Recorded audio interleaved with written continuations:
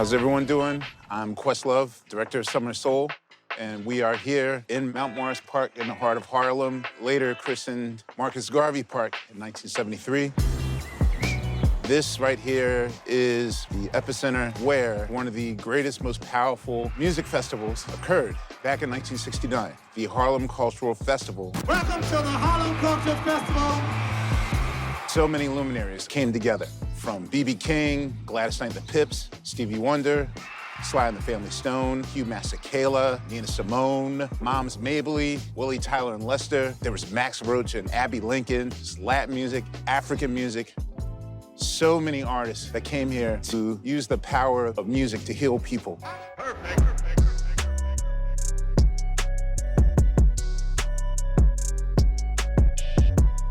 What's up? How you doing?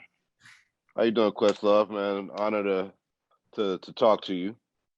So first, I'm gonna just get right into it. Like now, you join a long line of artists from the hip hop world, where you go to RZA or Master P or 50 Cent or Ice Cube. Mm-hmm. They got into that director's chair, and I want to know like how much of a learning curve was it for you to get into the director's chair? What's weird is that, in 2016, I'd written Creative Quest, where I kind of encouraged people to sort of embrace other areas of creativity, because I'm trying to prove the theory that creativity is transferable. So, if you are a composer, you can be a culinary food expert also, and you can write fiction. And it's so weird that when it came to this film, when I was initially approached to do it, I was instantly, it's the first time in my creative life that I was like putting the brakes on it. Whereas anything else, I kind of embraced that challenge, like, hell yeah, I'll do it. And this time it was sort of like, I don't know, y'all, this might not be me. And so, my girlfriend had to remind me that, you actually wrote a book on this. So now it's time for you to take your own advice. So, in the very beginning, I think I was maybe slightly overwhelmed with the thought of being the person that gets to correct history. So this was way beyond like, oh, my first movie. This is like, you better not mess this up. Like, this is our history. We better tell the story correctly. So, I'll say it took me about a good 3 months to finally like thaw me out and me to accept responsibility that, okay, now it's time. When you looked at the audience, you could see the change in the scene as it was happening. There would still be people in silken wool and shark skin, but you would see the bell bottoms, the cut-off shirts. You saw platform shoes, hip huggers, men wearing no shirt and leather vests. It was hip. It was real hip. At that time, Harlem was a melting pot of black style. When we got into the late 60s, there was a new movement, Afrocentric. It's a revolution, style revolution, cultural revolution. We found that the African styles just suit us better. I can remember dashikis. Everybody had a dashiki. I think I had a dashiki. Now, the dashiki is an adaptation of an African piece. What we mean when we say dashiki is freedom. So it's a freedom suit. I can move in any direction. I never am attacked. The hair was the biggest change. Afros. My generation say it looks nice. The older generation thinks it's ridiculous. I'm guessing like the biggest challenge, other than getting over that initial hump of wearing a different creative hat, must have been going through all that footage. I mean, 6 weeks, a 6-week music festival must have been so much footage to sift through and decide which one's gonna make the cut and what's gonna be on the cutting room floor. Like, what were some of those hard decisions on what you couldn't put into the film? All right, so in a major amateur move, I'll say that my first draft was like 3 hours and 25 minutes. So I'll say that getting rid of 90 minutes of footage, especially with everything, so, we cut it so, micro cutting, that it wasn't like, the longest thing that we could lose was like, we took the comedy segment out, because in order for the comedy to really, really, truly make sense and hit it home, it's almost like you'd have to spend maybe somewhere between 15 to 20 minutes explaining the history of Black comedy from the beginnings of minstrelsy all the way to that point. So that was probably like the most long and involved history lesson that kind of took you out of the concert.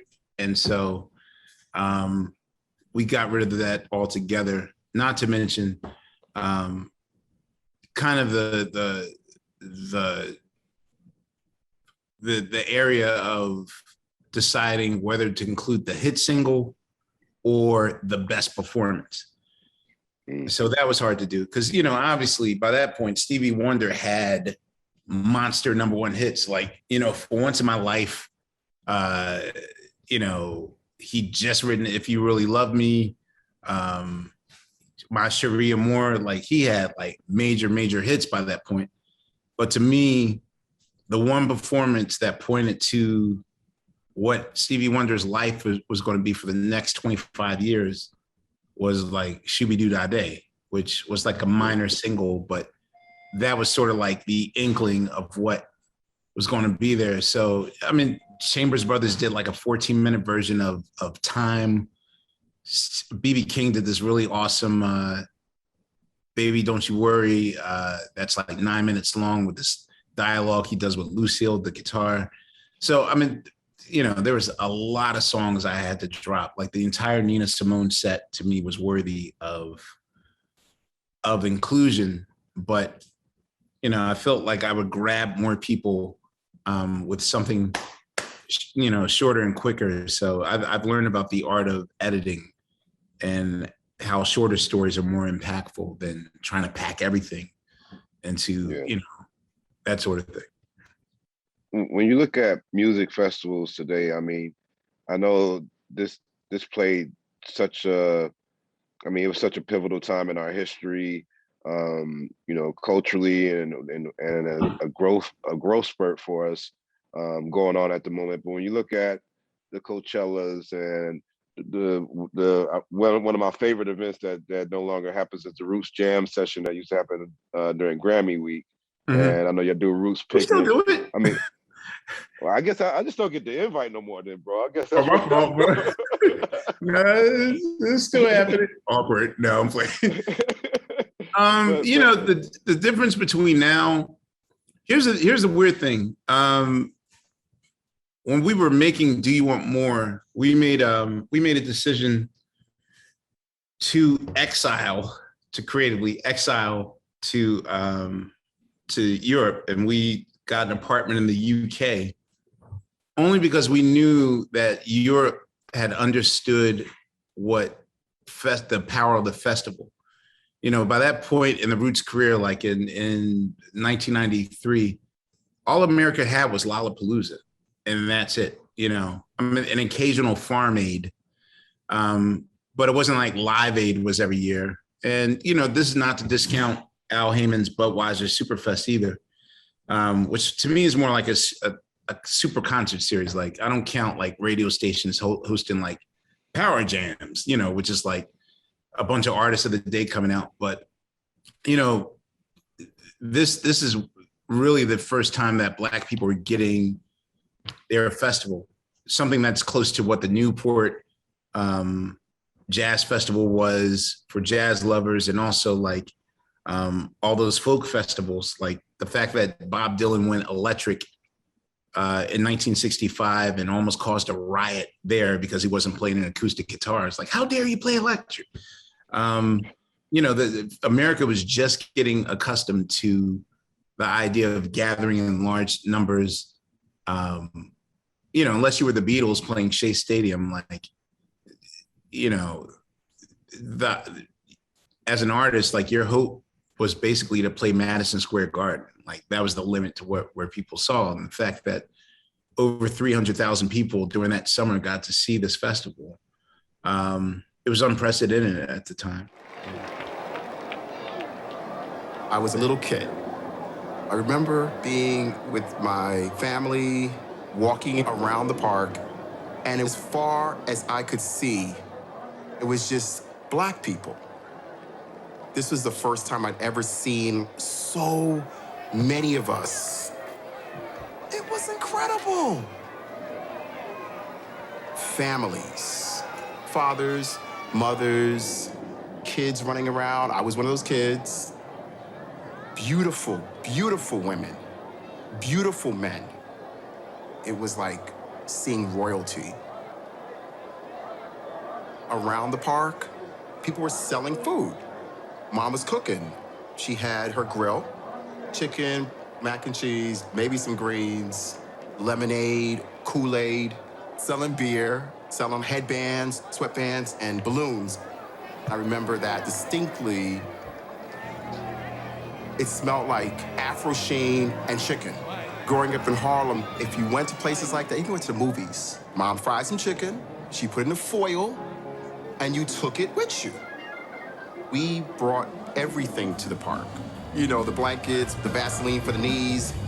It was the ultimate Black barbecue. And then you start to hear music and someone speaking,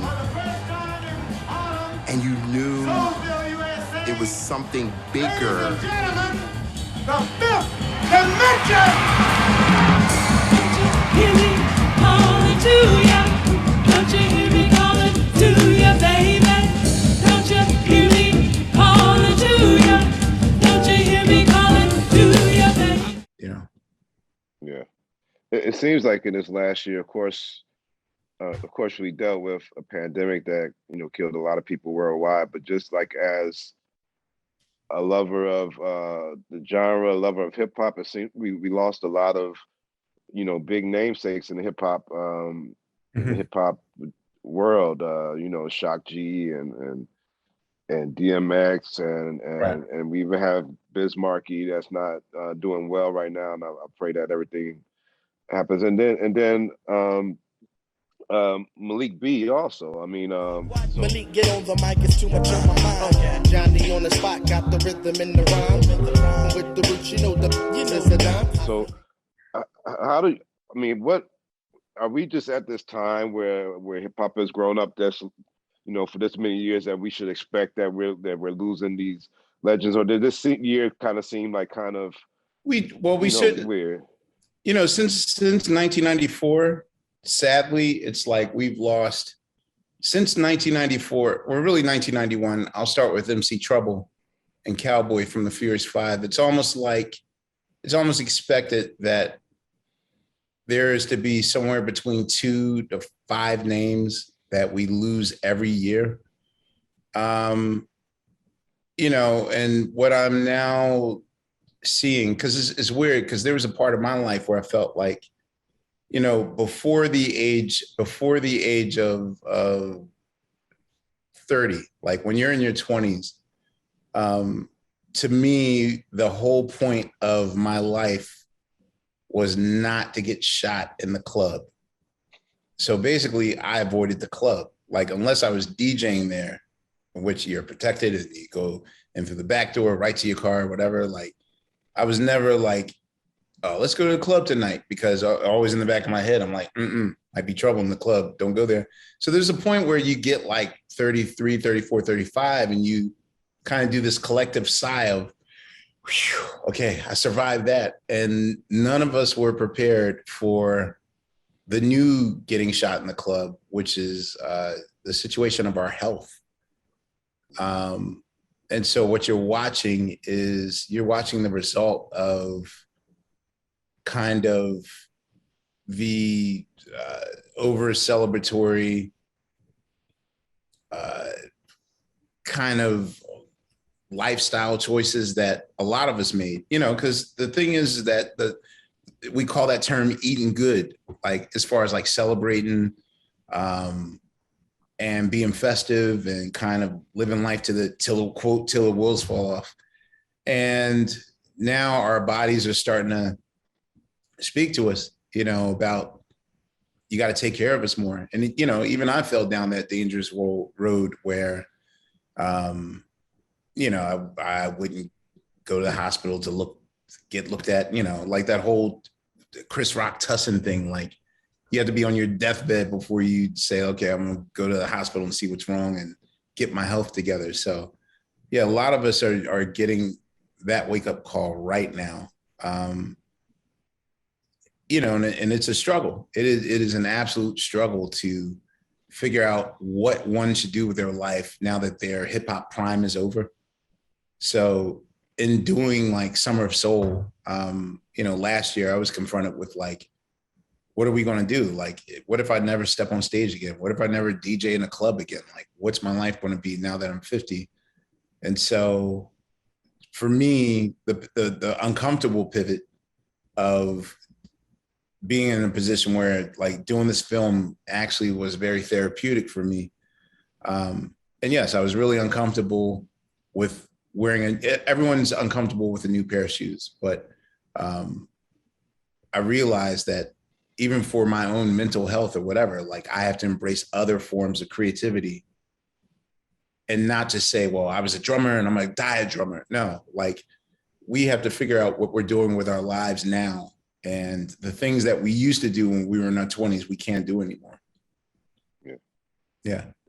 There's always this conversation about, greatest rapper alive and everything else. And it seems like, Black Thought is not, talked about enough in that thing. I think like real hip hop heads know that Black Thought is up there, but why is he an underdog in this when obviously he's been one of the best lyricists of all time, along with the Roots being one of the best bands of any genre of all time?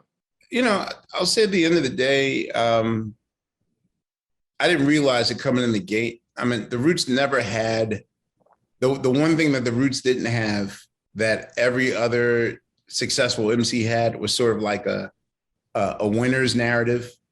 I won, which, we were raised sort of on the kind of hip hop that was more inclusional. So like if Run DMC says like my Adidas, you're thinking to yourself, oh, I can get Adidas like those guys and be cool like those guys. But then something happened in 1997 where suddenly there's this invisible velvet rope.